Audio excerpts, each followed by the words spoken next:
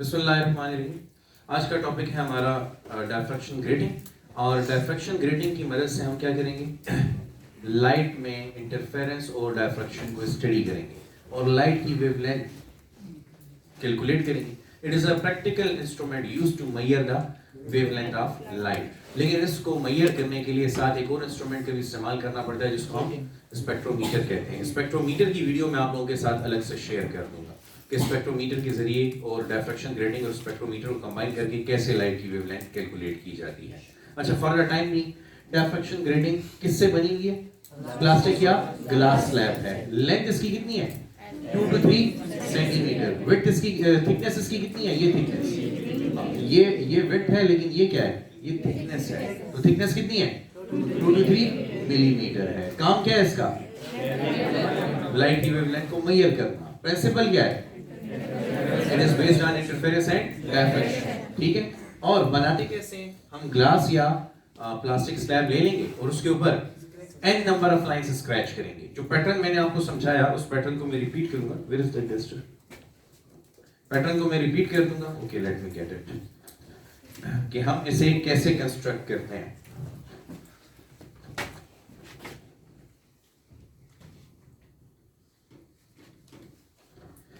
Calculation में आपको explain करता हूं। देखें, ये आपके पास एक ग्लास स्लैब है। ठीक है। इस ग्लास स्लैब की लेंथ फर्स्ट कीजिए कितनी है? 1 सेंटीमीटर। अगर आप इसके ऊपर एक लाइन स्क्रैच करें तो जब आप किसी ग्लास या प्लास्टिक पे कोई लाइन स्क्रैच करते हैं तो that line is opaque to light. जो स्क्रैचेस होते हैं वो लाइट के लिए ओपैक होते हैं, उनमें से लाइट पास। तो अगर आप इसको धूप में रखेंगे तो आपको ये इसका साया नजर आएगा और ये दोनों ट्रांसपेरेंट होंगे। तो अब देखिए मैंने क्या किया, मैंने इसके ऊपर एक लाइन स्क्रैच की तो 2 स्लिट्स बन गई। अगर 2 स्लिट्स बनेगी और टोटल लेंथ 1 सेंटीमीटर है तो इन दोनों का साइज कितना होगा? तो मैंने कर दिया 1/2। अगर मैं इसके ऊपर 2 लाइंस और स्क्रैच कर दूं तो इसके ऊपर कितनी स्लिट्स बन जाएंगी?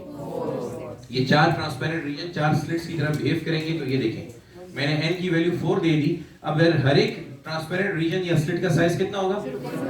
1/4 बिकम 0.25 सेंटीमीटर। अब अगर मैं इसके ऊपर मजीद लाइंस स्क्रैच करूं, ठीक है, हर एक स्लिट 2 में डिवाइड होगी तो ये 4 से कितनी स्लिट्स बन जाएंगी? 8 स्लिट्स बन जाएंगी। हर एक स्लिट का साइज कितना होगा? 0. क्योंकि देखिए मैंने हर एक सेंटीमीटर को 8 स्लिट्स में या 8 इक्वल पार्ट्स में डिवाइड किया है तो हर एक स्लिट का साइज 0.125 सेंटीमीटर होगा। अब अगर आपके पास n की वैल्यू 16 हो जाए, ठीक है, n की वैल्यू 16 हो जाए तो हमारे पास d की क्या वैल्यू होगी? 1 सेंटीमीटर डिवाइडेड बाय 16, जो कि कैलकुलेटर पे कैलकुलेट करने के बाद 0.0625 सेंटीमीटर आता है। और अगर आप पॉइंट को आगे ले जाएं 2 डिजिट तो पावर पीछे आएगी।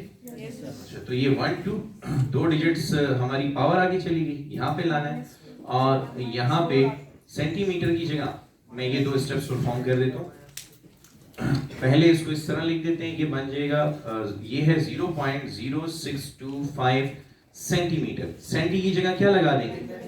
10⁻⁻2 मीटर। अब ये 2 पॉइंट आगे शिफ्ट कर दूं। अगर डेसिमल पॉइंट 2 प्लेसेस आगे जाएगा तो पावर 2 पावर्स पीछे चली जाएगी। तो 6.25 into 10⁻⁻4 मीटर या 625, इसको मजीद आगे ले जाओ, into 10⁻⁻6 metre which is 625 micrometre. तो मैं कर क्या रहा हूं, मैं जितना नंबर ऑफ स्लिट्स को इंक्रीज कर रहा हूं उतना साइज कम हो रहा है। और ये क्यों किया जा रहा है? ताकि स्लिट के साइज को लाइट की वेवलेंथ के कंपैरेबल कर दें। अगर स्लिट का साइज लाइट की वेवलेंथ के कंपैरेबल हो जाएगा तो फिर डायफ्रैक्शन पॉसिबल है। क्योंकि डायफ्रैक्शन के लिए कंडीशन ये है कि स्लिट का साइज और लाइट की वेवलेंथ ये ना हो कि स्लिट का साइज इतना बड़ा और दरमियान से छोटी वेवलेंथ बगैर किसी डायफ्रैक्शन के गुजर गई। This we don't want, that's why we will increase the number of lines. In an event, if the value of n is 100, then the value of d is 100 micrometre. देखिए मैंने क्या किया, 1 centimetre को d की value calculate की है। 1 centimetre को 100 slits, उस पे 100 स्लिट्स बना दी तो हर स्लिट का साइज ये 10 टू पावर 100 की बजाय 10 टू पावर 2 लिखा जा सकता है। ये 10 टू पावर 2 पर जाके ऐड होके -4 बन जाएगा। 100 से मल्टीप्लाई और डिवाइड कर दें लाइक दिस 10 टू पावर 2 से मल्टीप्लाई भी किया, 10 टू पावर 2 से डिवाइड भी किया, तो टोटल रिजल्ट क्या होगा? 10 to power 2 minus minus 10 to power minus 6 metre, या ये बन जाएगा 100 माइक्रोमीटर। तो आप देखिए 16 पार्ट्स में डिवाइड किया था, 625 माइक्रोमीटर, 100 पार्ट्स में डिवाइड किया 100 माइक्रोमीटर। तो जितना आप स्लिट्स की तादाद ज्यादा करेंगे, नंबर ज्यादा करेंगे, उतना स्लिट का साइज कम होता जाएगा। अच्छा, फिर अब जरा फिजिक्स को भी तो देखें ना। मैंने तो अभी 1 सेंटीमीटर बहुत बड़ा ड्रॉ किया है, दीजिएगा इसके। मीटर रॉड की मदद से आपको बताता हूं कि 1 सेंटीमीटर है कितना। एक्चुअली जो 1 सेंटीमीटर लेंथ है वो ये है, दिस इज 1 सेंटीमीटर लेंथ। इस 1 सेंटीमीटर को मीटर रॉड पर 10 इक्वल पार्ट्स में कन्वर्ट करते हैं तो 1 मिलीमीटर, हर पार्ट 1 मिलीमीटर कहलाता है। अब स्टूडेंट्स आप इमेजिन करें कि इस 1 सेंटीमीटर को जब मैं 100 इक्वल पार्ट्स में डिवाइड करूं तो कितने करीब होंगे वो पार्ट्स? 200, 300, 600 स्लिट्स वाली डायफ्रैक्शन ग्रेटिंग भी मौजूद है फिजिक्स डिपार्टमेंट ऑफ फिजिक्स की लैब में इस्लामिया कॉलेज पेशावर में। 600 स्लिट्स रखने वाली डायफ्रैक्शन ग्रेटिंग भी मौजूद है। समझ आई? अब होता ये है कि ये मैं नहीं कर सकता, ह्यूमनली इम्पॉसिबल है, ये मेरा काम नहीं है कि मैं उसको 100 इक्वल पार्ट्स में 200 इक्वल पार्ट्स में डिवाइड करूं। इसके लिए हम एक मशीन का इस्तेमाल करते हैं जिसकी टिप डायमंड से बनी होती है। एक मशीन का इस्तेमाल करते हैं जिसकी टिप डायमंड से बनी होती है। उस डायमंड टिप के जरिए मशीन के थ्रू इक्वल और पैरेलल लाइंस स्क्रैच की जाती हैं ताकि आपके पास यहाँ पे एक डायफ्रैक्शन ग्रेटिंग बन जाए। समझ आई बात? This is how we construct a diffraction grating. अब वर्किंग में आ जाए। ये मैंने डायफ्रैक्शन ग्रेटिंग बहुत बड़ी करके इधर रखी हुई है और ये जो रीजन है ये किसे शो कर रहे हैं? स्लिट्स को शो कर रहे हैं। ठीक है, ये फॉर एग्जांपल हमारे पास ए है, ये बी है, ये सी है, ये डी है, ये ई, एफ, जी, एच, ये वो स्लिट्स हैं। ठीक है, अब ऑलरेडी वी नो कि पॉइंट ओ पर, स्क्रीन पर पॉइंट ओ पर कौन सी इंटरफेरेंस होगी? कंस्ट्रक्टिव। क्योंकि देखो जितना फासला ए से ओ तक है उतना फासला एच से ओ तक होगा। इसी तरह बी से ओ तक और जी से ओ तक, सी से ओ तक और एफ से ओ तक। ठीक होगी बात? नहीं, सी के लिए सिमेट्रिक पॉइंट ई है, तो सी और ई इन दोनों का इक्वल नहीं, ये सॉरी ई और डी है, तो एफ और सी का फासला भी सेम होगा। ठीक है, और ई और डी का फासला भी सेम होगा। तो पॉइंट ओ पर कौन सी इंटरफेरेंस होगी? कंस्ट्रक्टिव। अच्छा देखो, सबसे पहले हमने पढ़ा यंग डबल स्लिट इंटरफेरेंस, उसके बाद फ्रॉनहोफर सिंगल स्लिट डायफ्रैक्शन, और अब ये मल्टीपल स्लिट डायफ्रैक्शन है या इंटरफेरेंस है। इंटरफेरेंस और डायफ्रैक्शन दोनों होंगे क्योंकि यहाँ पे लाइट्स पहले बेंड होंगी और उसके बाद ओवरलैप करेंगी एक दूसरे के साथ। तो यहाँ पे पहले डायफ्रैक्शन होगा एज यूजुअल और फिर इंटरफेरेंस होगी। अच्छा, मैं यहाँ पे एक पॉइंट बी कंसीडर कर लेता हूँ। यहाँ पे एक पॉइंट बी मौजूद है और पॉइंट बी पर बनी हुई है, मैं ऑब्जर्व कर रहा हूँ, देख के बता रहा हूँ कि ऐसा हुआ है। और यहाँ पे बनी हुई है first order bright fringe. First order bright fringe बनाने के लिए पार्ट डिफरेंस कितना होना चाहिए? लैम्डा होना चाहिए। फर्स्ट ऑर्डर ब्राइट फ्रिंज के लिए पार्ट डिफरेंस कितना है? लैम्डा है, क्योंकि जीरो ऑर्डर के लिए पार्ट डिफरेंस तो जीरो था, फिर दरमियान में लैम्डा बाय 2 होगा तो फर्स्ट ऑर्डर डार्क फ्रिंज बनेगी, और फिर उतना ही आगे आएंगे तो दोबारा लैम्डा बाय 2 ऐड होगा। लाइक देखो, इस पॉइंट से इस पॉइंट तक आते हुए लैम्डा बाय 2, तो यहाँ पे फर्स्ट ऑर्डर डार्क फ्रिंज, लेकिन जब उतना ही नीचे आएंगे तो दोबारा लैम्डा बाय 2, तो lambda by 2 plus lambda by 2 lambda, तो इधर कौन सी फ्रिंज है? फर्स्ट ऑर्डर ब्राइट फ्रिंज है। समझ आ गई बात की? तो यहाँ पे कंस्ट्रक्टिव इंटरफेरेंस होगी। और अब हमें ऐसी कोई प्रॉब्लम नहीं है कि ब्राइट फ्रिंजेस की विड्थ और इंटेंसिटी कम हो, क्योंकि यहाँ पे बोस्ट्री स्लिट्स हैं। तो उनका फायदा ये है कि हम हायर ऑर्डर ब्राइट फ्रिंजेस भी फाइंड कर सकते हैं, क्योंकि यहाँ पे कोई एक सोर्स नहीं है। All these slits behave like sources of the light, there are so many sources of light, तो विड्थ और इंटेंसिटी के ऊपर कोई फर्क नहीं पड़ेगा। यहाँ पे मैं एक वेव फ्रंट ले आता हूँ, ये वेव फ्रंट जब डायफ्रैक्शन ग्रेटिंग को स्ट्राइक करेगा तो वेव फ्रंट डिवीजन होगी, तो यहाँ पे ये तमाम स्लिट्स क्या बन जाएंगी? सोर्स ऑफ सेकेंडरी वेवलेट्स बन जाएंगी। ये सोर्स बन जाएंगी लाइट का, और इन वेव फ्रंट्स पर मौजूद हर पॉइंट बन जाएगा सोर्स ऑफ सेकेंडरी वेवलेट। ठीक है। अच्छा, अब हम यहाँ से लाते हैं एक parallel beam of light two point P, तो ए से भी कंट्रीब्यूशन आ रहा है और पॉइंट बी पर वेव्स जा रही हैं, बी से भी आ रहा है, ठीक है, सी से भी कंट्रीब्यूशन आ रहा है, इसी तरह डी से भी कंट्रीब्यूशन आ रहा है, इसी तरह ए से भी कंट्रीब्यूशन आ रहा है, इसी तरह एफ से भी कंट्रीब्यूशन आ रहा है, ठीक है, बोथ स्लिट से यहाँ पे कंट्रीब्यूशन आ रहा है।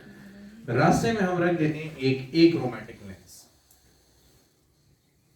ये हमने एक क्रोमेटिक लेंस रखा है और इस क्रोमेटिक लेंस का क्या काम है कि जब इसके ऊपर एक पैरेलल बीम ऑफ लाइट पड़ेगी, ठीक है, तो ये कन्वर्जिंग लेंस है, it is a converging lens, तो ये उन तमाम वेव्स को कहां पर फोकस करेगा, पॉइंट बी पर फोकस कर देगा। एक्चुअली ये लेंस वो ग्रेटिंग स्पेक्ट्रोमीटर का होता है, इसके साथ जो दूसरा इंस्ट्रूमेंट यूज होता है ना डायफ्रैक्शन ग्रेटिंग के साथ, तो ये लेंस उस ग्रेटिंग स्पेक्ट्रोमीटर का है और ये एक्रोमेटिक है। क्रोम किसे कहते हैं, कलर को, और ये एक ऐसा लेंस है जो लाइट को उसके कंपोनेंट कलर में स्प्लिट किए बगैर ही कन्वर्ज कर देगा। It is a lens which will converge the light without splitting it into component colours. असल में आप जानते हैं ना, डिफरेंट जो वेवलेंथ्स होती हैं, लेंस तो एक रिफ्रैक्टिंग सरफेस है, लेंस कौन सी सरफेस है, रिफ्रैक्टिंग सरफेस, और मिरर कौन सी सरफेस होती है, रिफ्लेक्टिंग सरफेस होती है। तो आप ये भी जानते होंगे प्रिज्म जो है वो एक रिफ्रैक्टिंग सरफेस है, तो अगर प्रिज्म से व्हाइट लाइट पास करेंगे तो वो 7 कलर्स में डिवाइड हो जाएगी, 1 2 3 4 5 6 और 7, V I B G Y और R। तो डिफरेंट वेवलेंथ्स की बेंडिंग भी डिफरेंट होती है, जिसकी फ्रीक्वेंसी सबसे ज्यादा है वो सबसे ज्यादा बेंड हुई है। इन अदर वर्ड्स, जिसकी वेवलेंथ सबसे कम होगी उसकी बेंडिंग सबसे और जिसकी वेवलेंथ ज्यादा होगी उसकी बेंडिंग कम होगी। तो ये लेंस एक रिफ्रैक्टिंग सरफेस है, ये लाइट को बेंड कर सकता है, रिफ्लेक्ट कर सकता है, लेकिन हमने जो लेंस इस्तेमाल किया वो कौन सा है, एक्रोमेटिक है, तो वो लाइट को कंपोनेंट कलर्स में डिवाइड, यहाँ पे डिस्पर्शन हुआ है लाइट का कि नहीं, और व्हाइट लाइट सनलाइट 7 कलर्स में डिस्पर्स या डिवाइड हो गई है। तो ये लाइट को कंपोनेंट कलर्स में डिवाइड किए बगैर पॉइंट पी पर फोकस करने की एबिलिटी रखेगा। ये सेटअप जरा सा मैं आपको बताता हूँ कि कुछ यूं होता है स्पेक्ट्रोमीटर का।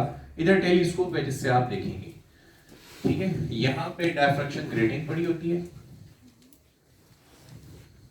और इसके पीछे एक और लेंस है, ठीक है, और वो लाइट को फोकस करेगा। इधर स्लिट होती है और यहाँ पे लाइट सोर्स पड़ा होता है। इस लाइट सोर्स से यहाँ पे लाइट रेस फॉल करती है, स्लिट से पास होती है और स्लिट से गुजरने के बाद कहाँ आएगी parallel beam of light, diffraction grating पे फॉल करेगी। डायफ्रैक्शन ग्रेटिंग से गुजरने के बाद यहाँ पे ऐसे कंस्ट्रक्टिव डिस्ट्रक्टिव इंटरफेरेंस के पैटर्न बनेंगे कि नहीं, तो यहाँ पे कंस्ट्रक्टिव या डिस्ट्रक्टिव इंटरफेरेंस के पैटर्न बनेंगे। तो ये लेंस है और उसके बाद ये ह्यूमन आई है, ये ह्यूमन आई है और ये उस डायफ्रैक्शन को इस लेंस के थ्रू ऑब्जर्व करें। तो ये इधर भी मूव कर सकता है और इधर भी मूव, ये मूवेबल टेलीस्कोप है, इसके अंदर वो लेंस लगा हुआ है जो इन लाइट रेस को क्या करता है, कन्वर्ज कर देता है। तो ये लेफ्ट या राइट जा सकती है। डायफ्रैक्शन ग्रेटिंग यूं पड़ी हुई है, फॉर एग्जांपल यूं पड़ी है डायफ्रैक्शन ग्रेटिंग, ये जो फिंगर्स के दरमियान फासला है उस स्लिट्स को रिप्रेजेंट कर रहे हैं। तो अब इससे निकलने के बाद यहाँ पे क्या बनेगा, जीरो ऑर्डर ब्राइट, यहाँ पे क्या बनेगा, फर्स्ट ऑर्डर ब्राइट, यहाँ पे क्या बनेगा, फर्स्ट ऑर्डर ब्राइट, उसके आगे सेकंड ऑर्डर। तो मुझे तो यहाँ पे सिर्फ और सिर्फ जीरो ऑर्डर ब्राइट नजर आ रहा है ना, तो फिर इस लेंस को या इस टेलीस्कोप को मूवेबल होना चाहिए ताकि मैं उसको रोटेट करके यहाँ ले आऊँ। यहाँ लाऊंगा तो मुझे फर्स्ट ऑर्डर डार्क, फिर आगे जाऊंगा तो फर्स्ट ऑर्डर ब्राइट नजर आ जाएगी। और नीचे एक सर्कुलर स्केल बना होता है यहाँ पर, उस सर्कुलर स्केल पर फिर हम ये चेक कर लेते हैं कि हमने इसको कितने एंगल से मूव किया, अल्ट्राइट लाइट दिस, हमने इसको कितने एंगल से मूव किए। यहाँ पे एंगल 0 होगा, ये बिल्कुल इसके ऊपर है, फिर आप लेफ्ट या राइट जाएंगे तो वहां से आप एंगल कैलकुलेट कर पाएंगे कि आप इसको कितने एंगल से मूव कर रहे हैं और आपको कितने एंगल पर फर्स्ट ऑर्डर ब्राइट या फर्स्ट ऑर्डर डार्क फ्रिंज नजर आएगी। हाउएवर उसके लिए मैं एक वीडियो भी शेयर कर दूंगा आप लोगों के साथ इंशाल्लाह, जिसमें वाकई में इस ग्रेटिंग स्पेक्ट्रोमीटर को, ये जो सेटअप है ये ग्रेटिंग स्पेक्ट्रोमीटर है और ये क्या है, डायफ्रैक्शन ग्रेटिंग है। तो इसको इस्तेमाल करके इन दोनों को और लाइट की वेवलेंथ मुहैया की जा रही है। वो इंशाल्लाह आज ही मैं आप लोगों के व्हाट्सएप ग्रुप में वीडियो शेयर कर दूंगा इस एक्सपेरिमेंट की, ठीक है, ओके नाउ। अच्छा, पॉइंट बी पर कौन सी इंटरफेरेंस हो रही है, कंस्ट्रक्टिव इंटरफेरेंस, हाँ यहाँ पे हमने देखो पॉइंट बी पर मेंशन किया हुआ है कि हम कौन सी फ्रिंज ऑब्जर्व कर रहे हैं, फर्स्ट ऑर्डर ब्राइट, और फर्स्ट ऑर्डर ब्राइट फ्रिंज के लिए पाथ डिफरेंस क्या होना चाहिए, लैम्डा होना चाहिए। तो फिर ये बताओ कि सोर्स ए और बी के दरमियान पाथ डिफरेंस कितना होगा, लैम्डा होगा कि नहीं। देखें इधर, ये डार्क फ्रिंज नहीं है कि आप लैम्डा बाय 2 कह रहे हैं, यहाँ पर दो सोर्सेज हैं और ए और बी के दरमियान जो पाथ डिफरेंस होगा, फर्स्ट करो ये ए बी और ये कोई पॉइंट क्यू है, तो ए बी क्यू, ये ए क्यू किसके बराबर होगा, ए क्यू अगर लैम्डा के बराबर होगा, ए क्यू क्या है, पाथ डिफरेंस, अगर ए क्यू लैम्डा के बराबर होगा तो कौन सी डिफरेंस होगी, बताओ। अगर ए और बी के दरमियान ये फासला ए क्यू लैम्डा है, तो इसी तरह बी और सी के दरमियान कितना होगा, लैम्डा होगा। इसी तरह डी और सी के दरमियान लैम्डा, इसी तरह ई और डी के दरमियान लैम्डा, इसी तरह ई और एफ के दरमियान लैम्डा। जरा और से देखिएगा अच्छा स्टूडेंट्स, अगर ए और बी के दरमियान ये फासला ए क्यू 1 लैम्डा के बराबर है, तो इसी तरह ये फासला, इसको आप क्यू प्राइम कह रहे हैं, ये बी क्यू प्राइम भी तो 1 लैम्डा होगा कि नहीं। इसी तरह ये फासला डी क्यू डबल प्राइम कह रहे हैं, ये सारे फासले सेम है कि नहीं, ये सारे फासले 1 लैम्डा के बराबर है कि नहीं। तो जितने भी कंसेक्टिव वेव सोर्सेज हैं उनसे निकलने वाली वेव्स के दरमियान जो पाथ डिफरेंस है वो कितना है, 1 लैम्डा। इसीलिए इस पॉइंट पर क्या हो रहा है, कंस्ट्रक्टिव। अच्छा अगला सवाल पूछता हूं, बताओ अगर ए और बी के दरमियान पाथ डिफरेंस 1 लैम्डा है, तो ये ए और सी को एक्सटेंड करो, सी का पाथ डिफरेंस ए के मुताबिक क्या होगा, 2 lambda. Excellent, lambda plus lambda becomes. अब बताओ ए बी का कितना है, 1 लैम्डा। अब बताओ ए सी का कितना होगा, 2 लैम्डा। इसी तरह ए डी का कितना होगा, 3 लैम्डा। ए ई का कितना होगा, 4 लैम्डा। ए एफ का कितना होगा, 5 लैम्डा। तो जितने भी सोर्सेज हैं उनमें path difference integral multiple of wavelength के बराबर है, इस वजह से पॉइंट पी पर कंस्ट्रक्टिव इंटरफेरेंस होगी। समझ आई कि नहीं आई। और फिर किसी भी कंसेक्टिव सोर्सेज को देख लो, ये ए बी अगर 1 लैम्डा है, बी सी भी 1 लैम्डा है, लेकिन बी डी 2 लैम्डा होगा, सी ई 2 लैम्डा होगा। समझ आ गई। ये टॉपिक भी आपका इंशाल्लाह बहुत इजीली अब फिनिश हो जाएगा। आप कंसीडर कीजिए ट्राइंगल ए बी क्यू। अब ये क्या है, ये पाथ डिफरेंस है और इन दोनों के दरमियान जो फासला है उसको हम क्या कह देते हैं, डी कह देते हैं। उसको क्या कह देते हैं, यहाँ पे बनने वाला एंगल थीटा। मैं ऐसा करता हूँ कि इस डायग्राम को यहाँ पे आपके फोकस में ले आता हूँ ताकि आपकी अंडरस्टैंडिंग के लिए ये डायग्राम रेडी हो जाए। अच्छा यहाँ पे क्या है जी, सोर्स ए, यहाँ पे क्या है सोर्स, इन दोनों के दरमियान फासला डी, तो ये वैल्यू कितनी है, डी के बराबर। और बताओ अब यहाँ से जो मैंने लाइन ड्रॉ की है ये क्यू है, तो ये फासला क्या कहलाएगा, पाथ डिफरेंस कहलाएगा। समझ आ गई। और ये जो एंगल बना हुआ है वो एंगल थीटा यहाँ पर भी है, ये एंगल ऑफ डिफ्रैक्शन भी कहलाता है। This is the angle by which the light has diffracted. ये बेंड हुई है ना लाइट, तो जितने एंगल से ये लाइट बेंड होती है उतना ही एंगल यहाँ पर भी क्रिएट होगा। आप देख सकेंगे इधर देखिए, जितना एंगल ये है उतना एंगल ये भी है। एक्चुअली देखो ये जो दो लाइंस होंगी, ये ग्रीन और ब्लू, या चलो इधर कोई भी लाइन देख लो, ये ब्लैक और ये ग्रीन, ठीक है। पहले इस ब्लैक को देखो, ये ब्लैक और ये ब्लैक परपेंडिकुलर है कि नहीं। तो अगर लाइट बेंड ना हो, अगर लाइट बेंड ना हो तो लाइट यूं सीधी जाएगी कि नहीं, है ना।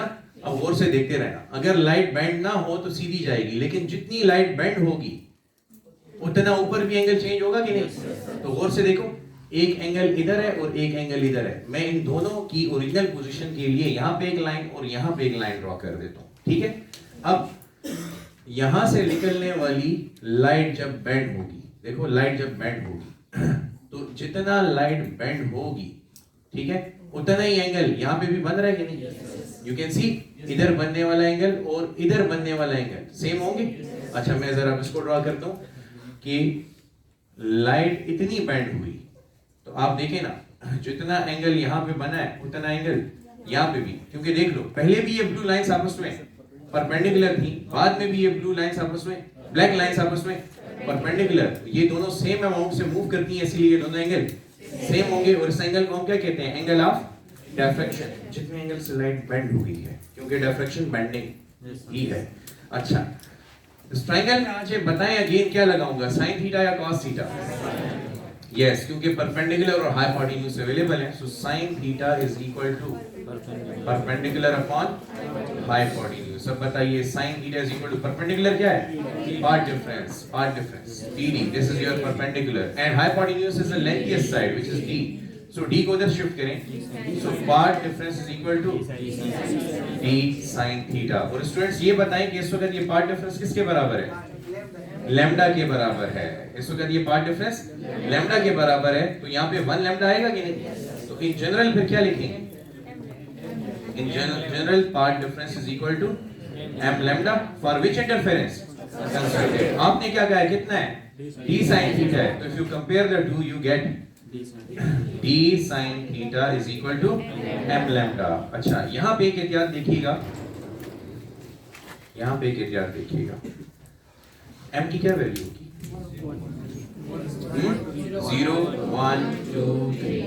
वजह कंस्ट्रक्टिव इंटरफेरेंस। अब तो जीरो ऑर्डर ब्राइट फ्रिंज मौजूद है जिसके लिए पाथ डिफरेंस 0 होता है, इसीलिए हम m की वैल्यू यहाँ पे 0 से शुरू करते हैं। और d इस टॉपिक का सबसे इंपॉर्टेंट एलिमेंट है। d क्या है? हाँ, d is actually the size of the slit। इसको हम कहते हैं grating element. d is actually the size of the slit, तो उसको हम क्या कहते हैं? ग्रेटिंग एलिमेंट कहते हैं। ठीक है, ये जो मैंने ड्रॉ किया है ना, सी है कि इतना बड़ा फासला है दो स्लिट्स के दरमियान। देखो मैंने ये रेड कलर का जो शो किया है वो स्लिट को शो किया है, और ये ब्लैक कलर ये वही लाइन है जो मैंने स्क्रैच की हुई है। लेकिन ये बताओ स्लिट के साइज के मुकाबले में इस लाइन की लेंथ बहुत कम होती है कि नहीं? अच्छा, अब आप मुझे जरा खुद चेक करके बताएं स्टूडेंट्स कि इनमें से कौन सा फासला d के बराबर है? ये वाला फासला d है या एक स्लिट के सेंटर से दूसरे स्लिट के सेंटर तक का फासला d है? दोनों सेम है। इस वजह से मैंने यहाँ पे जो centre to centre distance consider किया है, इन दोनों की सेपरेशन वो d वो सेम है, और वो किसके बराबर है? स्लिट के साइज के बराबर। आल्दो डायग्राम में वो नहीं नजर आया, लेकिन मैंने उसको कहाँ पे मेंशन किया? यहाँ पे लाके मेंशन किया। ठीक है, अच्छा d को फाइंड कैसे किया? कोई फॉर्मूला बता सकते हैं इस टॉपिक को देख के? d का length divided by n, the number of the slits. तो d की वैल्यू थी आपके पास l डिवाइडेड बाय n। तो d को हम कहते हैं, ये बहुत स्पेशल है। अगर आपका वाइवा होता है और इस चैप्टर से डायफ्रैक्शन ग्रेटिंग के टॉपिक से एग्जामिनर कोई सवाल पूछे तो वो यही होता है, what is grating element? Grating element क्या है? ठीक है,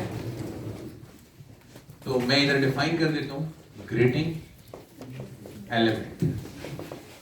Grating element represented by d is simply the size of the slit. It is simply the size of slit. Initially याद करो कि जब मेरे पास लेंथ 1 सेंटीमीटर थी तो इसमें एक ही स्लिट है ना, मैंने तो अभी कोई डिवीजन नहीं की, तो n की वैल्यू 1 है, तो d की वैल्यू क्या होगी? l divided by n. It is the length of the grating divided by number of slits. तो length of grating भी 1 सेंटीमीटर, उसमें स्लिट भी एक, तो d की वैल्यू 1 सेंटीमीटर। लेकिन अगर मैं इसको 100 इक्वल पार्ट्स में डिवाइड कर देता तो d की वैल्यू हर एक सेंटीमीटर पर मैंने 100 स्लिट्स बनाई है, तो फिर d की वैल्यू 0.01 सेंटीमीटर हो जाती है।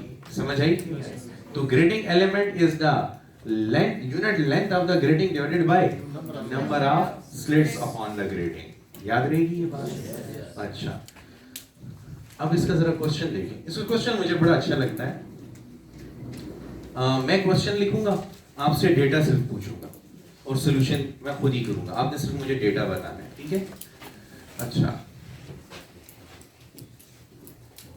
कंसीडर कीजिए आपको एक मल्टीपल चॉइस क्वेश्चन आता है एग्जाम में या किसी भी टेस्ट में कि अ डिफ्रैक्शन ग्रेटिंग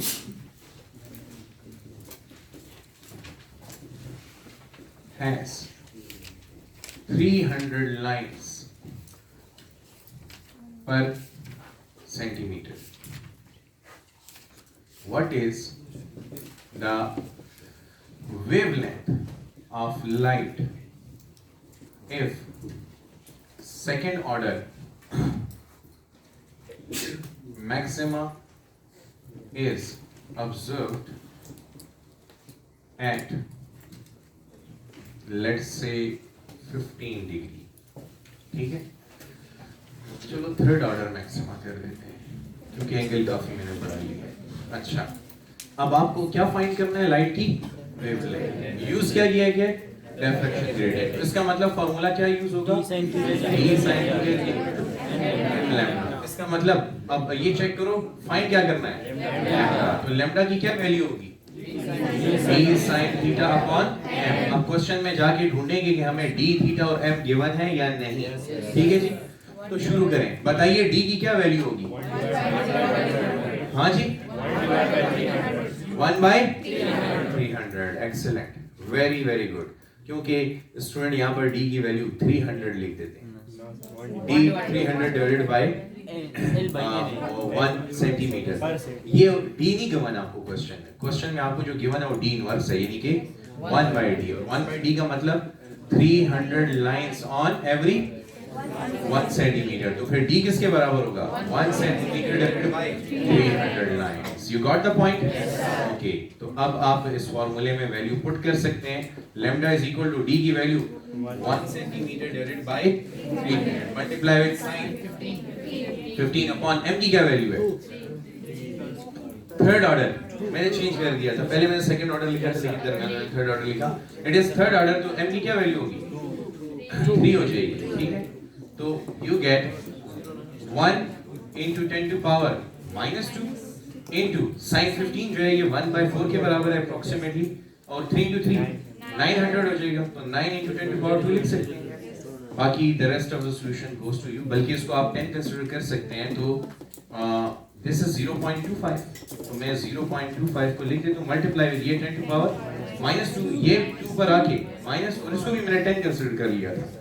तो इसको अगर आप 10 कंसीडर करते हैं 287, तो ये भी ऊपर आ जाएगा और पावर में -1 बन जाएगा। ठीक है, so it is 0.25 into 10 to power -5 metre. समझ आ गई? सो इसी किस्म के क्वेश्चन है आपके टेक्स्ट में भी।